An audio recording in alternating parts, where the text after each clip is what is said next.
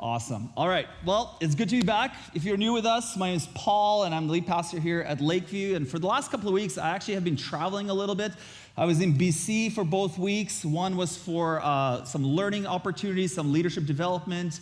And then the following week, I was doing some denominational work with our Bishop Linda. So it's been great to travel and to see places. And as I was doing that for the last 2 weeks, I was thinking how privileged I am to have traveled so much in my life.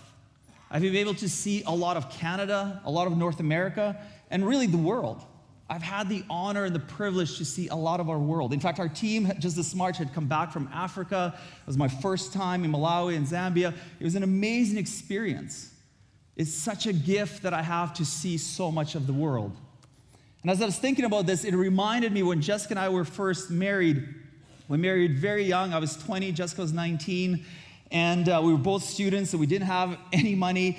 And we did want to travel. We knew that was kind of a thing that we wanted to do, but we didn't know how to accomplish that because we were students, we were young, we were studying, we're trying to survive, basically. It was good. We had lots of good supports, but we didn't have a lot of extra money.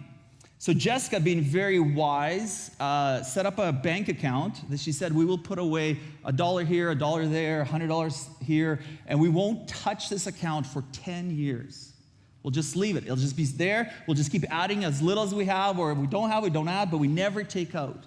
And so for 10 years, we did that. And somewhere along the process, I actually kind of forgot about it, but Jessica did not. She kept adding to it, and it was good. And so on our 10-year anniversary, we opened the account, and we were able to go to Paris and London for a week each, right? All the saving for 10 years allowed us and gave us another opportunity to travel. So we had 2 weeks, 1 week in Paris, 1 week in London, to see a little bit of the world. It was the first time for me in those places, and I was so excited. And so we said, okay, we saved up. It took 10 years. We have this amazing opportunity to see these cities. We're going to see a lot of things. So what are we going to see? So we got our lists out, and we started making lists, and the list just kept growing and growing and growing. There were just simply so many things we wanted to see and didn't want to miss. We wanted to see museums. We wanted to go to a soccer game. We wanted to see stadiums. We wanted to see places and spaces, art galleries. We also wanted to go shopping. So all these things, and the list was just growing, and our days were going to be super full.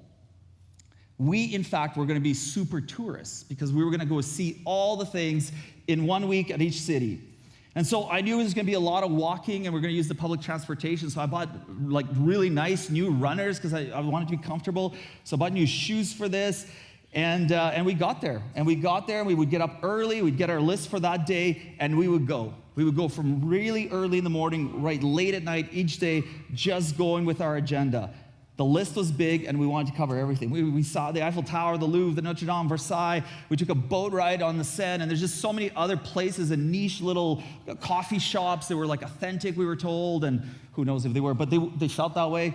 And so we did all of these things. We were determined to see it all, and we nearly did. And literally, by the end of the week, I had actually wore out the soles on my new runners. They were splitting, and glue was coming apart, and I had to what do I wear for shoes now? And but I don't regret it because we saw so many things. And in fact, when people hear that I've been to those places, they'll say, hey, did you see? And they'll name a place in one of those cities, and I'll say, yeah, I do. I have been there. I for sure saw it because the list was so big. And so the trip was unforgettable, but also strangely forgettable.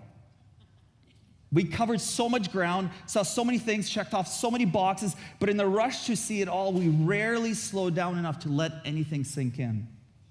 We were tourists. We were super tourists, moving fast, staying kind of on the surface of things, snapping the photos. I think back then I still had like the roll film. Do you guys remember that? Is that cool again? Maybe it's coming back. But like you actually have to advance your camera, taking pictures, and then we would move on. We were excellent tourists. So it was unforgettable, but yet by being excellent tourists, it was a little bit forgettable. Now, why do I begin today by telling you this story about traveling? Well, I do this because we're beginning a brand new teaching series called Ascent. And this series, friends, is all about travel. But not the kind of travel that fills your camera roll. This travel is all about intentional and slow movement. A slow movement to understand who we are in this world. This kind of travel can't be done as a tourist. And so to help us understand this journey, we'll be exploring the Psalms of Ascent, which are found in Psalms 120 to Psalm 134. And the reason we're going to explore these Psalms is because these 15 Psalms were sung by faithful pilgrims as they traveled to Jerusalem for the great worship festivals. Now, we won't have enough Sundays to actually cover all 15 through the summer, but we'll journey through a significant selection together. And to help us as we go through these Psalms is there's a great guide, a great book for us for the journey that I want to recommend, and it's called Along Obedience in the Same Direction by Eugene Peterson. It's a deeply thoughtful reflection on these Psalms of Ascent. And in fact, this book helped shape this series. It's been so helpful and informative. And we do have it at our bookstore. We wanted to make sure we had it just because if you want to journey with these Psalms, I do recommend buying the book. Just honestly, I love Eugene Peterson, so I'm a huge fan. I can't recommend his books enough. So if you're interested, if you're like, hey, this sounds like something I want to track with, the book is in the bookstore. Now, not only is this book helpful, we also, not only do we have this helpful book, we also need to understand a little bit of the context and setting of these Psalms to really get into the journey. These Psalms were sung by people who traveled. And their travel was on a literal road, so it's not just like metaphorical travel, it was a literal travel. And the road they traveled actually matters. So the geography and topography of the place as they journey towards Jerusalem is that the topography of the city is actually, Jerusalem sits kind of on a height, it's the highest point in the area, in the region. So anyone traveling there would literally actually be ascending towards the city. They'd be literally walking up. So these songs reflect this travel, this ascent that is both physical, but then of course spiritual, moving upward toward and with God, step by step and season by season. People would begin their journey and they would sing. They would sing these psalms and they would ascend to Jerusalem for holy festivals, and these journeys, this travel would shape both their life and their worldview. Now, typically these ascents would happen 3 times a year, so that's kind of interesting to know too. There was a rhythm to them. It wasn't just a random ascent. It would happen 3 times through the year, every year, on and on and on. And the first journey would happen in spring. It would be at the time, the feast of the Passover. So this ascent, this journey of Passover would be a way people would sing and remember how God had saved his people. So the first journey would start spring, and they would remember God's saving ways. Then the second journey in the year would be about renewing their commitment as God's covenant people, and that would happen at the Feast of Pentecost, which would happen early in the summer. So they have ascent in spring, then they have an ascent in summer. We have remember how God saves, and then the renewal to commitments. And then the third journey would happen to remember God's blessings and to invite God to continue to bless them, and that would happen in the Feast of Tabernacles in the autumn. So we have spring, summer, and autumn. 3 journeys, 3 pilgrimages each year.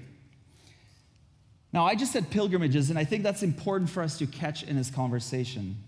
I want us to notice that these psalms, these journeys, this travel was not a tourist trip for the people. This wasn't a 3 times a year, we're now going to go check out Jerusalem, we're going to go see all the sightseeing. I'm sure some of that happened, but the goal and the meaning and the purpose of these journeys was to be a pilgrimage.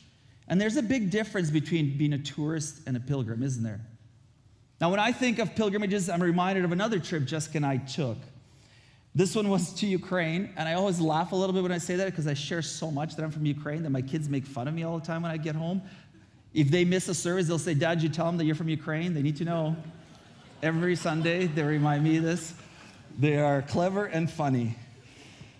But it's part of my origin story, so I can't help it. So sorry if you've heard that many times.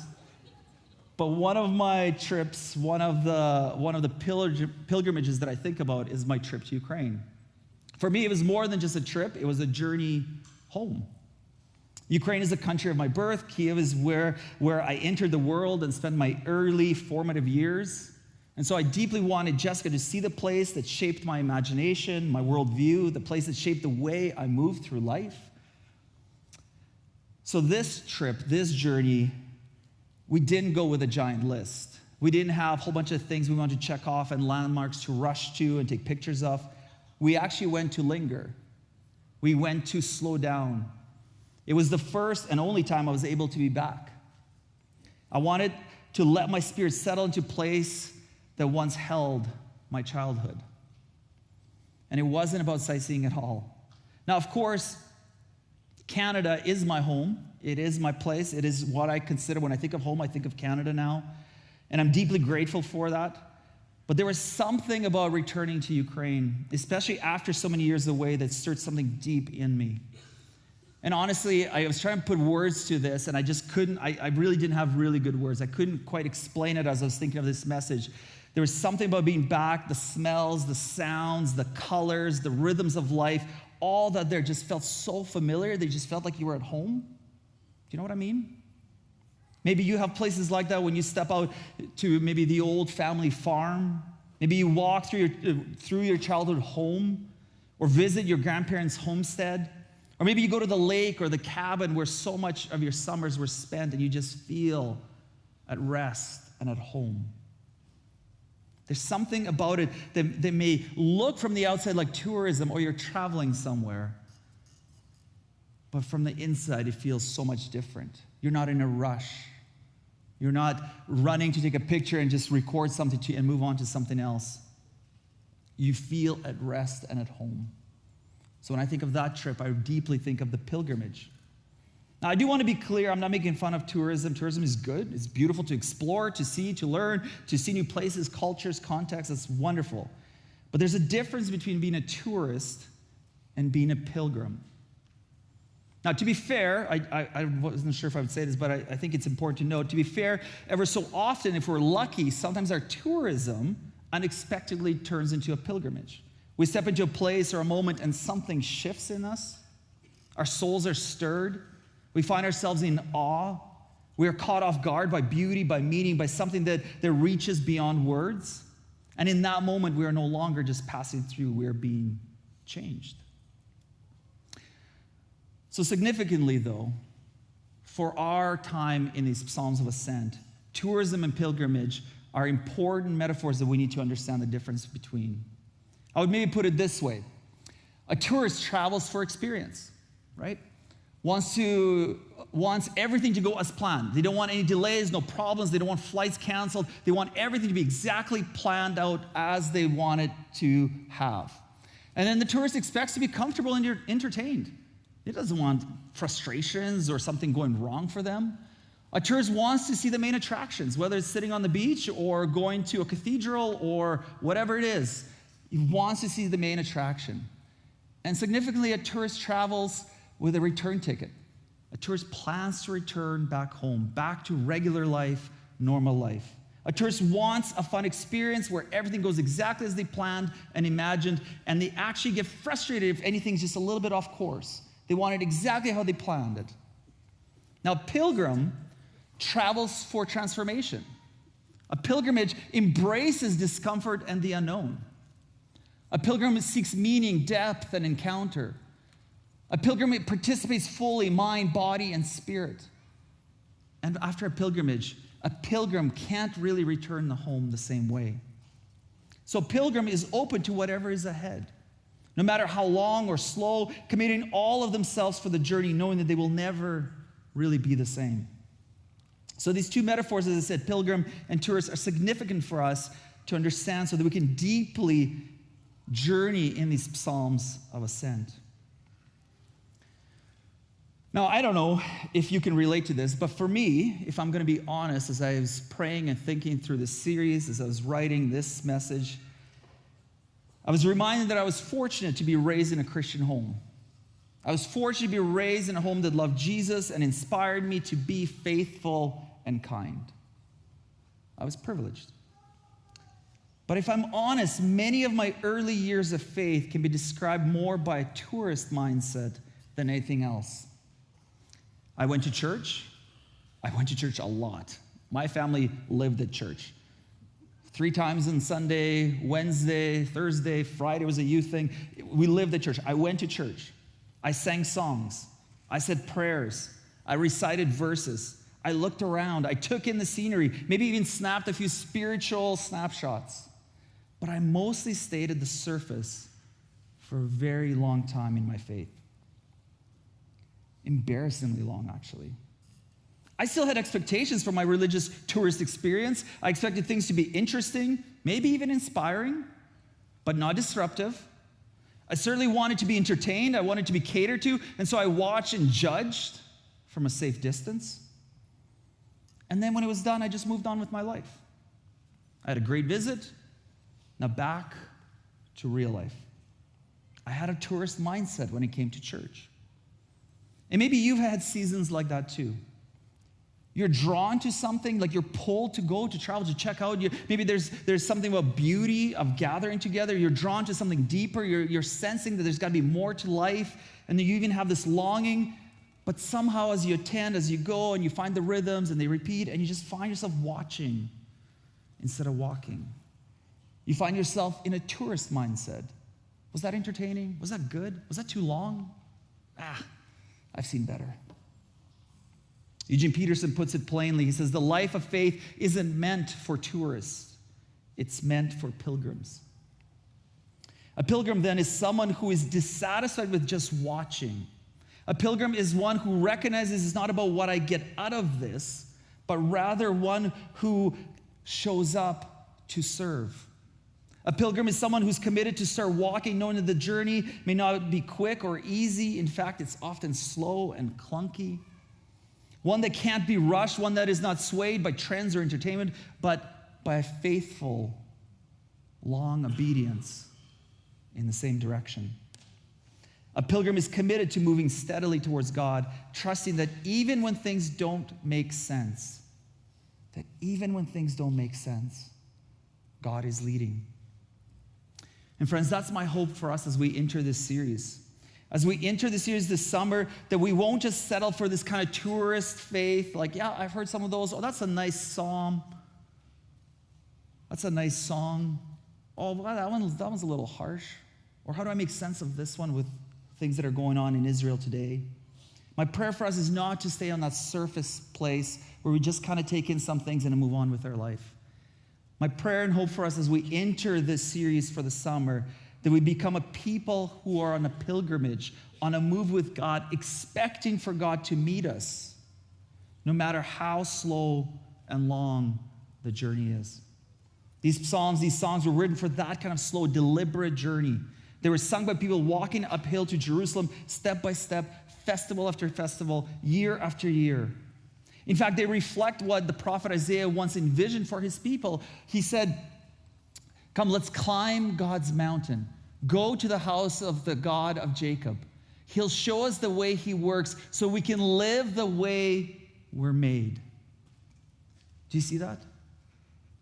The prophet Isaiah prophesied that we would climb to God's mountain. Why? Because we were made for this journey. So we can live the way we were made. That's why we long for it. That's why we have these longings in our heart that call us, like, I should attend. I should check it out. There's got to be something more. We are made for this. And sometimes it starts as a tourism.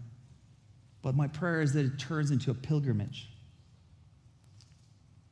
That we don't stay on the surface. That we don't look just through the bus window, the tour bus window, but actually walk out and begin to journey. So that's my prayer. So today, for the rest of our time together, we're going to begin our pilgrimage with Psalm 121. If you have your Bibles, you can turn to it. It'll also be on the screen. And we're going to use the Message paraphrase by Eugene. Since we're going to be using his book as a guide, we're going to use his paraphrase. I love how he does this. If you're not comfortable with paraphrase, you're welcome to read in whatever translation you have. That's wonderful. But we're going to use the Message for this series. It starts with, I look up to the mountains. Does my strength come from the mountains? No, my strength comes from God, who made heaven and earth and mountains. He won't let you stumble. Your guardian God won't fall asleep. Not on your life. Israel's guardian will never doze or sleep. God's your guardian, right at your side to protect you, shielding you from sunstroke, sheltering you from moonstroke. God guards you from every evil. He guards your very life. He guards you when you leave and when you return. He guards you now. He guards you always. It's a beautiful psalm of God being the guardian and looking for strength. But there are many layers at work in this psalm, and as we start our pilgrimage into this series of ascent, I feel like this psalm, even though it's the second psalm of ascent, is the perfect one for us to kind of launch today with. Because this psalm has many, many things that help us on the journey.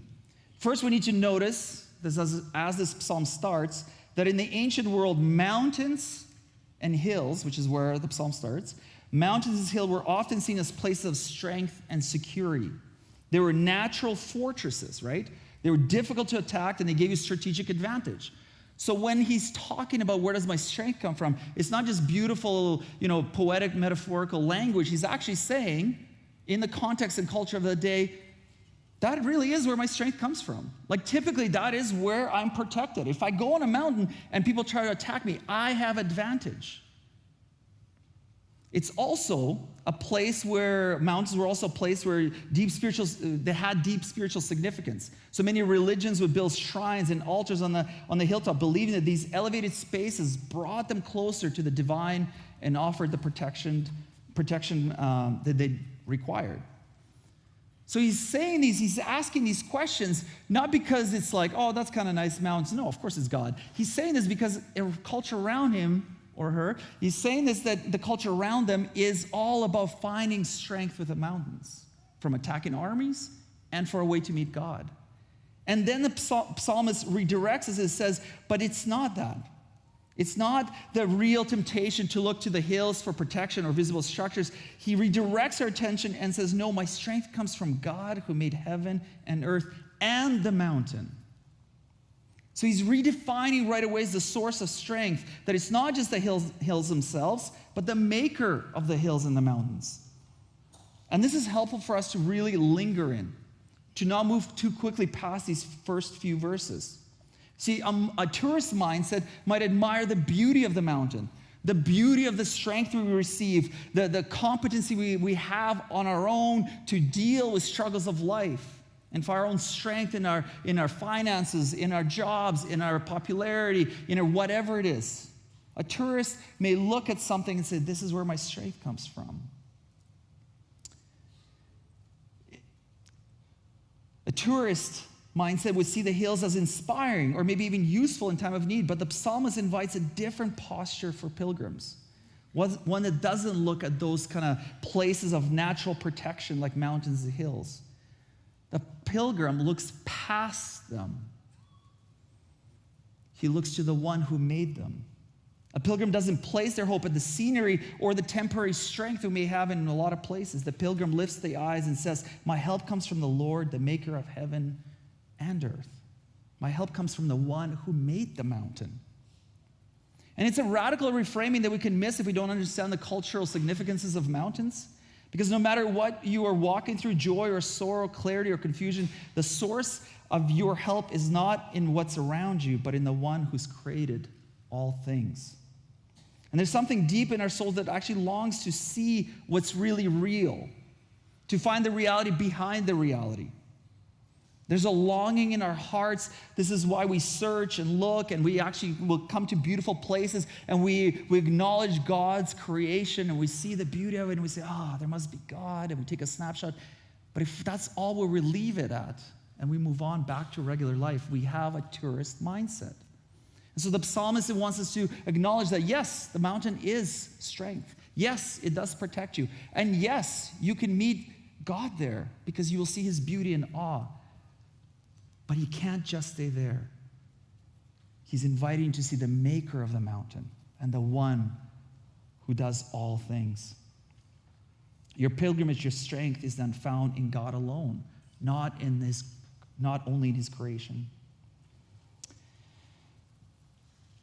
When my dad was diagnosed with cancer, we naturally looked for hope and strength in everything we could find. I looked for mountains. None of my spiritual phrases that I collected over the years or platitudes or well-meaning cliches could hold the weight of what we were walking through. And that's where the tourist mindset falls apart. It can't hold the weight of pain because it expects things to be smooth. It expects things to go as planned. It expects things to go in the right way. It says, I followed the rules, I said the prayers, so why would this happen? But the pilgrim knows better. The pilgrim learns, often slowly and painfully, that the life of faith is not a guarantee against suffering, but it is a promise that we are not alone in it. Our pilgrimage reveals to us that God didn't avoid suffering himself. In the pilgrimage, we don't just stay with the platitudes and cliches. We recognize a God who knows suffering and pain, because we have a God who stepped into suffering and pain, who willingly walks with us through the valley of the shadow of death, not around it. He walks through the valley of shadow of death with us. A pilgrimage recognizes God in the valley of death. And this is the gift of finding God in the pilgrimage. This is the gift of grace. Not the removal of pain, but the presence of God in the midst of it. And when we find God in that pilgrimage, is where we find our strength. That's where our help comes from. So when we start this pilgrimage, it's not from our health or control or success or finances, but from the Lord and the maker of heaven, who even now, in ways seen and unseen, is making all things right. He then says, he won't let you stumble. Your guardian God won't fall asleep, not on your life. Israel's guardian will never doze or sleep. The next layer here for the psalmist is he's making something beautifully clear here. He's saying, even when life is hard, even when suffering comes, when pain is real, God is not absent and he's not asleep. He didn't lose interest. He's not indifferent. He hasn't missed what you're walking through. He's present and awake. He's reminding us of this. Now, this promise that you won't stumble doesn't mean you won't face distress. Of course not. It doesn't mean you won't face heartbreak or hardships. What it does mean that none of those things will have the final word in your life. None of them will have the power to separate you from God's purposes, because God is not asleep. It's not about trouble-free journey to take some pictures and call it a day. It's about a deep assurance that God guards you in and through the trouble. That nothing gets the last word over your life except the one who made it all. This pilgrimage, friends, is a time of hope. In fact, Psalm 121 refers to God 8 times as your guardian, just in this one psalm. 8 times he says that this guardian who watches, shields, keeps, and protects. We read, God's your guardian right at your side to protect you, shielding you from sunstroke, sheltering you from moonstroke. He's saying our guardian is with us in the intensity of life, and he's with us in the insanity of darkness. He's with us in the sunstroke, that's intensity of life, chaos, pressures. When the heat is on, he is with us. And he's with us in the insanity of darkness. When lunacy, which is where we get the word, when lunacy seems to be everywhere, he's still with us.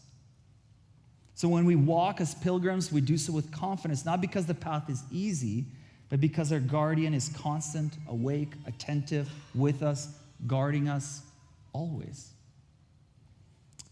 He then goes on to say again, God guards you from every evil. He guards your very life. He guards you when you leave and when you return. He guards you now. He guards you always. The psalmist says, God guards you from every evil when you leave and when you return. This psalm is the foundation, friends, then for our pilgrimage.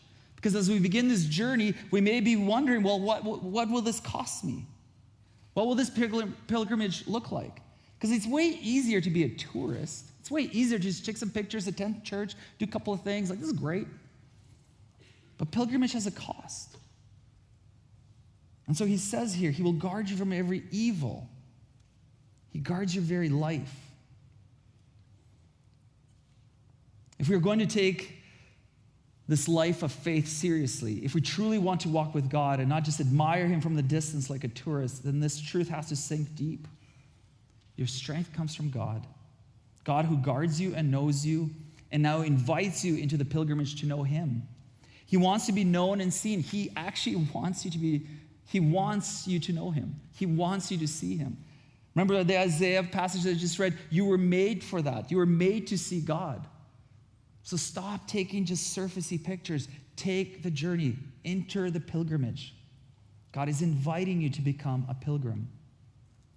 Psalm 121 reminds us that God is not asleep at the wheel. He's attentive, present, and steady, guarding your life, not from every hardship, friends, but through every hardship. Which means your pain, your fear, your unanswered questions, none of it gets the final word. Only God does. Only God gets the final word. So today, as we start our pilgrimage for the summer, as we start our ascent, may you choose the way of the pilgrim.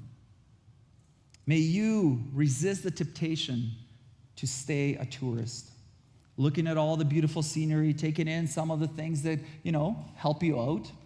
Because sometimes attending and being with people is kind of fun. You make some friendships, and that's good and important. But may you resist the temptation of staying a tourist, taking pictures from the window of the tour bus and never walking the streets.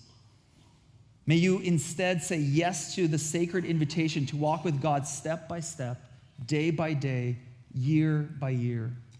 May you enter the pilgrimage deeply, not relying on strength of your resources, finances, your strategies, your successes, your mountains, but rather may you find your strength in the one who made the heavens and the earth and the one who cares about your life. You were made for this. The God who created the heavens and the earth, the God who created the mountains for us to see his beauty and glory, the God who created mountains for us to be protected and to be safe, wants to know you and wants to see you and wants to be seen. Finally, friends, can I invite you for this week to shape your rhythm? And can I invite you to read this Psalm 121? It's a short psalm, 8 verses, each morning as you start your day. Can I invite you to read Psalm 121 every morning of this week in a way to align yourself for the pilgrimage that God is inviting you into? Allow this psalm this week to be your traveler's prayer, a daily reminder that no matter where your path leads, you do not walk alone, because your strength comes from God, and he's faithfully guarding you through every step. And because he is, may you be able to say with confidence on this pilgrimage that it is well with my soul.